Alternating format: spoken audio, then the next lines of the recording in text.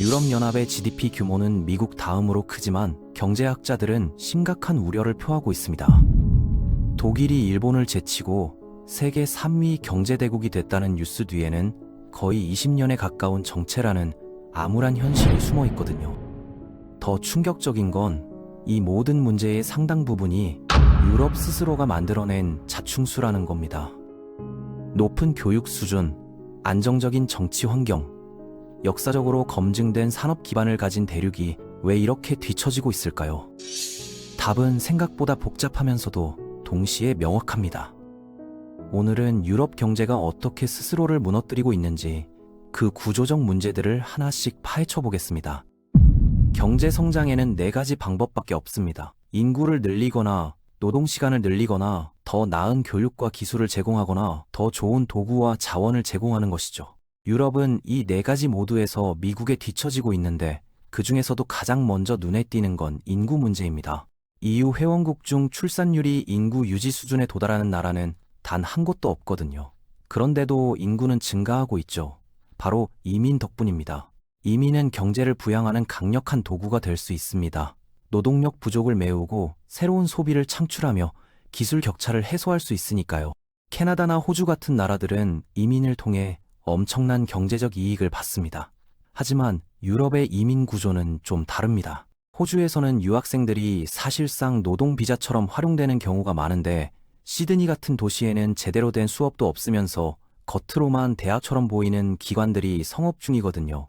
학생들은 최저임금이나 긱 이코노미 일자리를 전전하면서도 본국에서보다 훨씬 높은 수입을 올릴 수 있기 때문에 이런 시스템이 유지되는 겁니다. 문제는 장기적으로 이런 구조가 송금을 통한 자본 유출을 일으킨다는 거죠. 그럼에도 선진국들이 이 시스템을 포기하지 못하는 이유는 단순합니다. 당장의 경제 부양 효과가 있고 실제 교육기관들도 영주권이라는 꿈을 팔면서 학생들을 유치할 수 있으며 무엇보다 자국민들이 기피하는 일자리를 채울 수 있기 때문입니다. 반대로 엄청나게 부유한 사람들도 학생 비자를 통해 들어오는데 이들은 일자리보다는 강력한 재산권 보호를 받는 시장에 투자하려는 목적이 강합니다. 물론 이게 주택시장 같은 비생산적 자산에 자본이 몰리는 부작용을 낳기도 하죠. 유럽의 이민 구조는 이와 상당히 다릅니다. 교육 목적 이민은 전체의 극히 일부이고 취업 비자와 합쳐도 전체 이민의 4분의 1 정도에 불과합니다. 나머지는 가족 재결합 비자, 난민 신청, 그리고 유럽위원회가 애매하게 기타로 분류한 인도적 비자들이 차지하고 있거든요. EU 각 회원국은 자체적으로 거주권을 부여할 수 있기 때문에 전체적으로 보면 유럽의 이민은 경제적 목적보다는 인도적, 사회적 목적이 훨씬 강합니다. 가족 재결합이나 난민 수용은 분명 중요하고 훌륭한 명분이지만 경제적 자극 효과는 상대적으로 약할 수밖에 없습니다. 이민 정책을 순전히 경제적 관점에서만 볼 수는 없습니다. 설령 이민이 고령화와 정체된 경제를 해결하는 완벽한 해법이라 해도 사회 구조 자체를 변화시킬 수 있는 정책이기 때문에 저항이 존재할 수밖에 없죠. 이민 통제를 주장하는 모든 의견을 인종차별로 낙인 찍는 것도 생산적인 토론을 막는 요인입니다. 경제가 어려워지면 이민이 주목받는 이유는 간단합니다. 가장 눈에 띄고 가장 쉽게 조정할 수 있는 정책 수단이기 때문이죠. 하지만 이런 뜨거운 논쟁 속에서 종종 간과되는 게 있습니다. 들어오는 사람만큼이나 중요한 건 나가는 사람들입니다. 유럽은 매년 250만 명이 넘는 고학력 인재를 잃고 있습니다. 이들은 미국이나 런던의 거대 테크 기업과 금융회사로 떠나죠. 들어오는 이민자들은 다양한 이유로 오지만 나가는 사람들은 대부분 더 나은 일자리를 찾아 떠납니다. 가장 생산적인 인재들이 빠져나가는 겁니다. 아이러니하게도 유로존의 노동 참여율은 일 중독으로 유명한 미국보다 높습니다. 미국의 노동 참여율은 수십 년간 하락세인 반면 유럽은 상승세거든요. 숫자만 보면 좋은 신호 같지만 여기엔 함정이 있습니다. 첫째, 노동 참여율에는 적극적으로 구직 중인 실업자도 포함됩니다. 대부분 EU 국가의 실업률은 여전히 미국보다 높죠. EU 출범 이후 최저 수준이긴 하지만요. 둘째, 유럽 노동자들은 미국인보다 평균 근무 시간이 훨씬 짧습니다. 프랑스, 스페인, 이탈리아, 특히 독일은 휴가를 정말 좋아하거든요. 셋째, 노동 참여율 상승이 항상 좋은 건 아닙니다. 유럽의 상승세는 주로 고령층이 생존을 위해 더 오래 일할 수밖에 없어서 나타난 현상이니까요. 생산성 향상을 위한 노동 동원이 아니라는 얘기죠. 결국 인구 증가는 어려워졌고 근무 시간 늘리기도 효과가 없으며 교육 수준은 올라갔지만 가장 우수한 인재들은 미국으로 빠져나가고 있습니다. 남은 선택지는 하나죠. 더 나은 자원과 도구를 제공하는 것, 바로 에너지와 혁신입니다. 에너지 사용량과 경제적 부는 거의 완벽한 상관관계를 보입니다. 부유한 나라들은 큰 집, 큰 차, 큰 편의시설을 운영하기 위해 더 많은 에너지를 쓰고 에너지 집약적 산업이 큰 돈을 벌어들이기 때문이죠. 아이슬란드 영상에서 다뤘듯이 그 나라는 지열 에너지라는 무료 에너지를 활용해 황량한 북대서양 섬이면서도 세계에서 가장 부유한 경제권 중 하나가 됐습니다. 유럽, 특히 EU는 대규모 에너지 자원이 없습니다. 유럽 대륙에서 화석연료 매장지가 큰 곳은 북해 정도인데 생산권은 EU 비회원국인 노르웨이와 더 이상 회원국이 아닌 영국이 쥐고 있죠. 네덜란드는 최근까지 천연가스를 상당량 생산했지만 여러 이유로 생산을 대폭 축소했고 앞으로 10년 안에 완전히 중단할 가능성이 큽니다. 오랫동안 이건 큰 문제가 아니었습니다. 러시아로부터 값싼 천연가스가 들어와 중공업 같은 에너지 집약 산업을 돌릴 수 있었으니까요. 하지만 최근 몇 년간 상황이 복잡해졌죠. 설상가상으로 독일은 유럽의 사실상 제조업 허브인데 1년의 원자력 발전소를 폐쇄하기로 결정했습니다. 가장 필요한 시점에 안정적인 기저전력을 스스로 제거한 겁니다.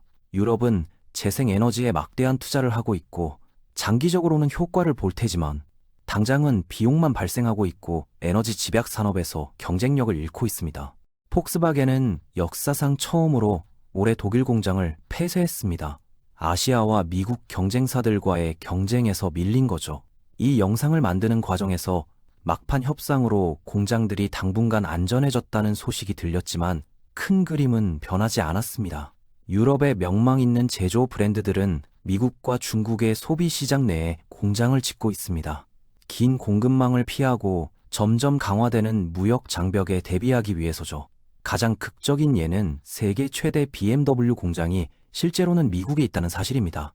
기업 입장에서는 사우스캐롤라이나에서 만든 차를 팔면서도 독일 프리미엄 브랜드 이미지를 유지할 수 있으니 훌륭한 기회입니다. 독일의 경제 지표나 투자자에게도 좋죠. 공장에서 발생하는 부가가치의 상당 부분이 독일 경제로 환류되니까요. 하지만 그 차를 조립할 수도 있었던 독일 공장 노동자에게는 위안이 되지 않습니다.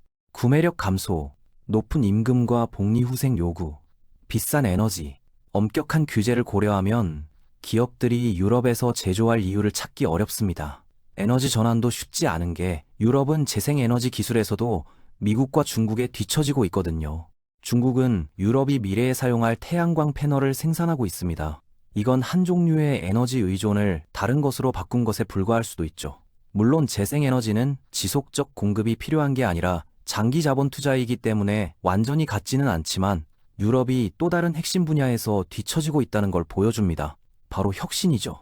더 많은 노동자를 데려올 수도 없고 더 나은 수입품을 제공할 수도 없고 더 오래 일하게 할 수도 없고 최고 인재들을 붙잡아 둘 수도 없다면 남은 선택지는 사실 가장 좋은 선택지입니다. 더 나은 기술을 제공하는 것이죠. 혁신은 유럽 경제사를 정의해온 요소입니다. 세계 곳곳에서 아이디어를 빌려온 건 사실이지만 산업혁명은 이 대륙에서 시작됐습니다. 철도, 증기기관, 자동화 제조를 처음 사용해 경제 생산을 확장한 곳이 바로 유럽이거든요. 지난 150년간 현대 경제가 빠르게 성장할 수 있었던 이유 중 하나는 이런 도구들이 이미 개발되어 있었고 기술을 처음부터 개발하는 것보다 채택하는 게 훨씬 쉬웠기 때문입니다. 하지만 선두주자였던 유럽은 혁신에서 확실하게 뒤처졌습니다. 물론 예외는 있습니다. 네덜란드에 본사를 둔 ASML은 반도체를 만드는 포토리소그래피 기계를 제조하는데 이 한 가지 예외만으로도 전 세계에서 기술적으로 가장 중요한 기업일 수 있습니다. 하지만 이 규칙을 증명하는 예외를 제외하면 최첨단이라고 할 만한 유럽 기업을 떠올리기 어렵습니다. 이건 큰 문제입니다. 현대 세계에서 고부가 가치 창출의 상당 부분이 기술을 통해 이뤄지기 때문이죠. 사람들이 손으로 기본 제품을 조립하면 시간당 몇 달러의 가치만 추가됩니다. 그들에게 세계 최고의 산업 도구와 고급 교육, 최적화된 작업 흐름을 제공하면 10배 많은 것을 생산하고 10배 높은 소득을 정당화할 수 있죠. 하지만 이것도 여전히 단위별 생산에 기반합니다. 반면 누군가가 제품 디자인을 몇 시간 동안 조금만 개선해도 그 이후 생산되는 모든 단위에 가치를 더할 수 있습니다. 몇 시간의 작업이 추가한 가치가 잠재적으로 무한대가 되는 거죠. 소프트웨어는 특히 그렇습니다. 사용자 수에 상관없이 복제가 쉬우니까요. 또는 개선만으로 다른 제품을 한순간에 구식으로 만들어버릴 수 있는 초고급 기술도 마찬가지입니다. 유럽 산업은 이 두 번째 범주의 최상위에 갇혀 있습니다. 물론 세계적 수준의 엔지니어가 많지만 특히 기술 분야에서는 실리콘밸리나 중국 선전에 비교가 안 됩니다. 이유는 한 가지가 아니지만 몇 가지 요인이 있습니다. 첫 번째는 임계 질량입니다. 미국은 최고 대학, 최고 금융 인프라, 최고 기업들을 한데 모아 서로 먹여 살리는 시스템을 구축했습니다. 스타트업에 투자하고 싶은 사람들은 스타트업이 생기는 곳으로 가고 스타트업을 시작하는 사람들은 그 방법을 배운 곳, 자금을 구할 수 있는 곳에서 시작하는 경향이 있죠. 유럽은 인재와 투자 자본을 모두 미국에 빼앗기고 있습니다. 지난 몇십 년간 미국이 더 수익성 있는 선택이었고 그 결과 그 인재와 자본이 투자하거나 일할 만한 더 많은 기술 기업을 만들어낼 수 있는 모든 것을 확보하게 됐죠. 분명 선두에 있다는 것 자체가 유리합니다. 하지만 한 단계 더 깊이 들어가면 애초에 미국이 어떻게 유럽을 앞질렀는지 궁금해집니다. 물론 유럽이 제2차 세계대전 이후 재건해야 했다는 사실이 큰 부분을 차지합니다.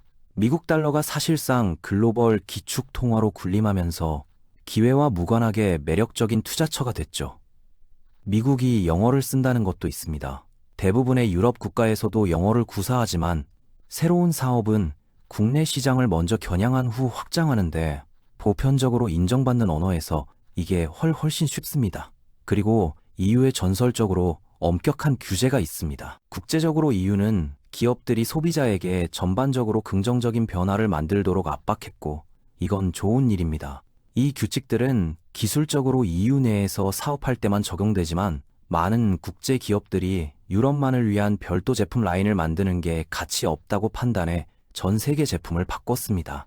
USB-C 표준화를 EU에 감사해야 하는 이유죠. 하지만 신생 기업들에게는 이게 또다시 미국보다 조금 더 어렵게 만듭니다. EU는 지역 법률 사이에 또 다른 규제 감독층을 추가하는데 이게 투자자와 신생 기업 모두에게 부담입니다. 실제로 종종 역으로 작동하기도 합니다. 유럽의 기업가들은 교묘한 비즈니스 모델을 개발했는데 미국 기술 플랫폼을 복사해서 자국 시장에서 개발하고 언어, 규제, 선호도에 맞춰 약간 조정하는 겁니다. 이 회사들의 궁극적 목표는 미국 기업들이 현지 시장에 진출하고 싶을 때 자신들을 매각하는 것뿐이죠.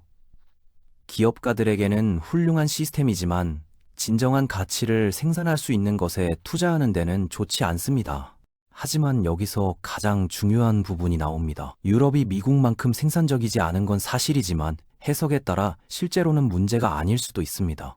거대한 글로벌 기술 기업들은 경제 지표를 높이는 데는 좋고 느슨한 규제가 그런 기업들이 세계적 지배력을 갖출 만큼 성장하는 데 도움이 될 수 있지만 이게 평범한 사람들의 실질적인 삶의 질 향상으로 이어지는 경우는 드뭅니다. 일부 투자자와 노동자는 큰 돈을 벌었지만 이런 산업들은 그렇게 많은 사람을 고용하지 않거든요. 게다가 페이스북 같은 것의 산출물은 재정적으로 가치가 있을지 몰라도 대부분의 사람들에게는 유럽이 여전히 보유한 전통 산업만큼 중요하지 않을 겁니다. 미국 달러의 가치는 전 세계 투자자들이 미국 시장에 투자하고 글로벌 기축 통화로 사용하려 하면서 실제보다 인위적으로 높아졌습니다. 이런 상대적 가치 상승은 미국의 성장을 실제보다 더 좋아 보이게 만들었고 비교해서 EU를 더 나빠 보이게 만들었죠.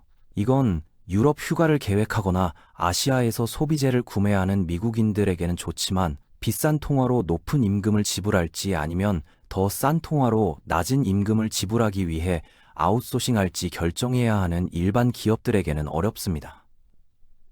주요 유럽 경제들은 생산성이 낮을 수 있지만 평균적인 사람들이 생활하는 비용도 더 저렴합니다. 특히 의료 같은 것을 고려하면요. 미국의 평균적인 사람이 서류상으로는 더 생산적일 수 있지만 상위 10%를 제외하면 유럽의 평균적인 사람이 아마도 더 나은 삶을 살고 있을 겁니다. 이게 EU에 문제가 없다는 뜻은 절대 아닙니다.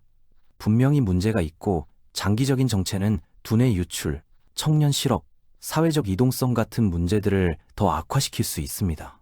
이런 것들이 빠르게 악순환을 일으켜 사회적 혜택들을 감당할 수 없게 만들 수 있죠.